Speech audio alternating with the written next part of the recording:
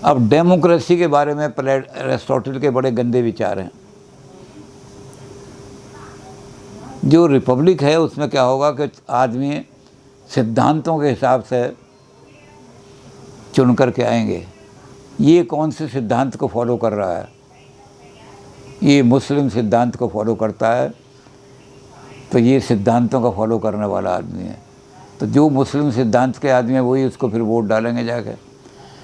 तो democracy successful, जो Republic है वो तो सक्सेसफुल हो सकती है जबकि हम ऊंचे सिद्धांतों पर, कॉन्स्टिट्यूशनल मोरालिटी पर खड़े हों।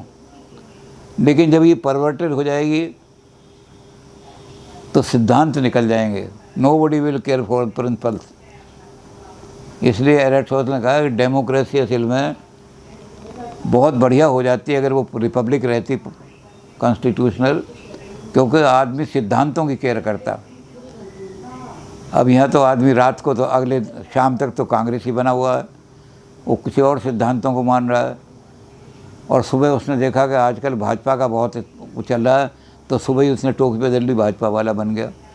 भी कल तक तो तू भाजपा को कंटर फिरका परस्त पार्टी कह रहा था और कंडेम कर रहा था, रात रात में तेरा तो सिद्धांत छूट जाएंगे डेमोक्रेसी।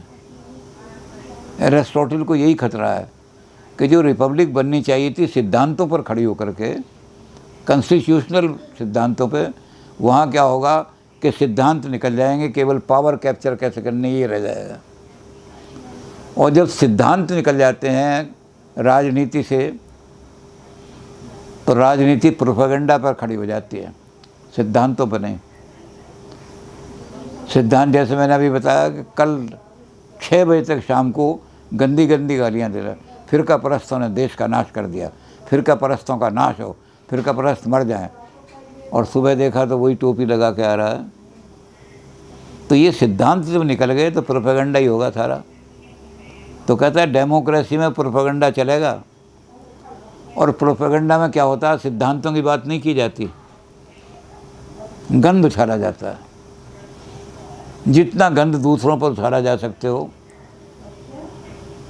उतना गंद उछालो, खूब गंद उछालो। इन्होंने तो बिल्कुल देश का नाश कर दिया, ये जो आदमी इलेक्शन लड़ा है तो बिल्कुल करप्ट आदमी है, सारा ये है वो है।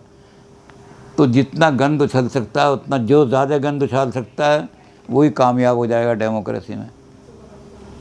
तो नोबल लोग क्या करेंगे, नोबल आदमी जो हैं, वो ऊंचे बहुत शरीफ आदमी जो हैं, जिन्हें हम कहते हैं कि वो ना तो किसी पर गंद उछाल सकते हैं, उनके मुंह से एक शब्द भी ऐसा नहीं निकलेगा जो दूसरे पर गंद उछालने वाला हो। और ना वो अपने ऊपर गंद उछलता हुआ पसंद करेंगे, कहते भाई मैं इलेक्शन से अलग हो जाता हूँ, मेरे कोई मतलब नहीं। तो नोबल्स विल विड्रॉ, पॉलिटिक्स से बिल्कुल अलग हो जाएंगे। जो शरीफ लोग हैं, नोबल लोग हैं, वो सब पॉलिटिक्स आएंगे नहीं, कोई भी इलेक्शन में खड़ा नहीं होगा। इलेक्शन में तो वही जीतेगा जो गंद उछाल सके, और मैं उछाल नहीं सकता गंद, इसलिए मैं क्या करूँगा इलेक्शन में। और मेरे ऊपर ये गंद उछालेंगे तो मैं गंद उछलना पसंद नहीं करता।